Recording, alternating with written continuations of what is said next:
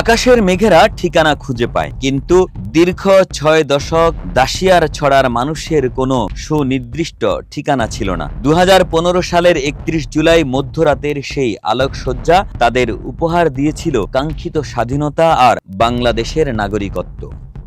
আমরা ছিটমহলবাসী এখন চাতক পাখির মতো চায় আছি যে আমরা এই ইউনিয়নটা নতুন সরকারের কাছে আশা করি। বাংলাদেশের মানুষ যে দাসিয়ার একটা ইউনিয়ন দিবে, স্বতন্ত্র ইউনিয়ন, আমরা এইটা নিয়ে চাতক পাখির মতো চায় আছি বা আমরা আশাও করি। ভারতের বুক চিরে বাংলাদেশের মানচিত্রে যুক্ত হয়েছিল ১১১টি ছিটমহল। তবে এক যুগ পেরিয়ে দেখা যাচ্ছে রাস্তাঘাট আর বিদ্যুৎ পৌঁছালেও প্রশাসনিক সেবা পৌঁছাতে এখনো রয়ে গেছে বিস্তর ব্যবধান। অবহেলিত এই জনপদের দাবি নতুন সরকারের হাত ধরেই যেন দাসিয়া ছড়ার জন্য নিশ্চিত করা হয় একটি পূর্ণাঙ্গ ইউনিয়নের স্বীকৃতি। আমরা বাংলাদেশি, কিন্তু আমাদের এখানে কোনো ক্লিনিক নাই। আমরা মেয়েরা এখনো কোনো ভালো স্বাস্থ্যসেবা পাই নাই। আমরা শুনছিলাম যে এখানে ক্লিনিক দেওয়া হবে, কিন্তু কোনো ক্লিনিক দেওয়া হয় নাই।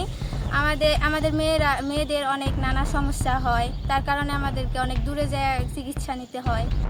নাগরিকত্ব, জাতীয় পরিচয়পত্র, সেবা, স্কুল, কলেজ, রাস্তাঘাট, মসজিদ, মন্দির, কৃষি ও স্বাস্থ্য সেবা সহ নানা সুযোগ সুবিধা পেলেও কুড়িগ্রামের ফুলবাড়ী উপজেলার দাসিয়ার ছড়ার বাসিন্দাদের দাবি এখনো তারা কাঙ্ক্ষিত প্রশাসনিক সুবিধা থেকে বঞ্চিত। দীর্ঘ ৬৮ বছরের বঞ্চনার পর আমরা ছিটমহলবাসী মুক্তি পেয়েছি ঠিকই, কিন্তু তখনকার আমাদের দাসিয়াছড়াবাসীর দাবি ছিল যে দাসিয়াছড়া একটা ইউনিয়ন, কিন্তু সেই সময় দাসিয়াছড়া ইউনিয়ন হয় নাই। কিন্তু বর্তমান আমাদের যে দাবি, আমরা চাই আমাদের দাসিয়াছড়াটা ইউনিয়ন হোক। আমাদের সকল তরুণ প্রজন্ম থেকে শুরু করে সকলের দাবি আমাদের দাসিয়াছড়া ইউনিয়ন হোক।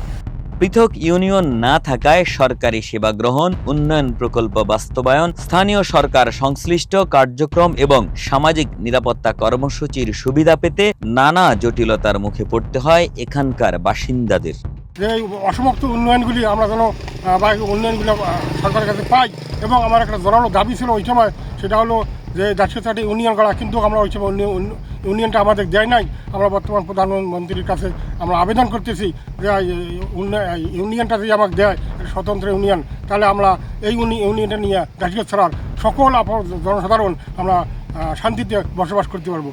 ফুলবাড়ী উপজেলা নির্বাহী অফিসার দিলারা আক্তার জানান, সরকারের কোনো প্রকার নির্দেশনা না থাকায় ডিসেট সেন্টারে কার্যক্রম পরিচালনা করা সম্ভব হচ্ছে না। ইউনিয়নের দাবি নিয়ে কোনো লিখিত আবেদন তিনি পাননি, তবে আবেদন পেলে ঊর্ধ্বতন কর্তৃপক্ষের নিকট জানানো হবে, এমনটাই নিশ্চিত করেন উপজেলা নির্বাহী কর্মকর্তা।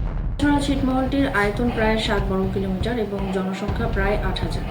তো এটা একটা বিপুল সংখ্যক জনসংখ্যা। আমি গত ২০২৫-এর ডিসেম্বর এখানে দায়িত্ব গ্রহণ করি। তারপর থেকে আমার কাছে অফিসিয়ালি আসলে এরকম কোনো তথ্য দাসিয়াছড়ার পক্ষ থেকে কেউ এসে দেয়নি যে ইউনিয়ন করতে চায় বা এরকম তাদের দাবি। কিন্তু আমি এখানে আসার পরে বিভিন্নভাবে আমি এটা শুনেছি যে তাদের এরকম একটা চাহিদা আছে, তারা একটা আলাদা ইউনিয়ন হিসেবে নিজেদেরকে চায়। তো যেহেতু এখনো কোনো অফিসিয়াল কোনো ডকুমেন্ট আমি ওনাদের কাছ থেকে পাইনি বা দাসিয়াছড়ার পক্ষ থেকে, যদি আমার কাছে এরকম কোনো তথ্য এসে থাকে তাহলে আমরা এর সংশ্লিষ্ট আমি আমার ঊর্ধ্বতন কর্তৃপক্ষের সাথে কথা বলে এটা সংশ্লিষ্ট দপ্তর বরাবর আমি প্রেরণের ব্যবস্থা করি। কুড়িগ্রাম জেলা পরিষদ প্রশাসক জানান, সাবেক ছিটমহলের মানুষের উন্নয়ন অবকাঠামো এগিয়ে নেওয়ার জন্য ইতোমধ্যে বিভিন্ন দপ্তরে কথা বলা হয়েছে, দ্রুত সমস্যা সমাধান করা হবে। সুযোগ সুবিধা বৃদ্ধি করার জন্য আমরা জেলা পরিষদের পক্ষ থেকে সবসময় ছিটমহলবাসীর প্রতি একটা দৃষ্টি আমাদের থাকবে।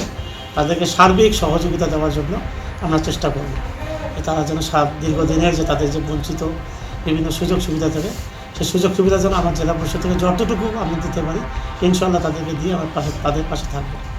এক যুগ আগে নাগরিকত্বের স্বপ্ন পূরণ হলেও ইউনিয়ন স্বীকৃতির অপেক্ষায় এখানকার মানুষ।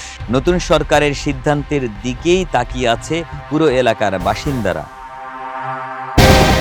ডেস্ক রিপোর্ট, মানব কণ্ঠ।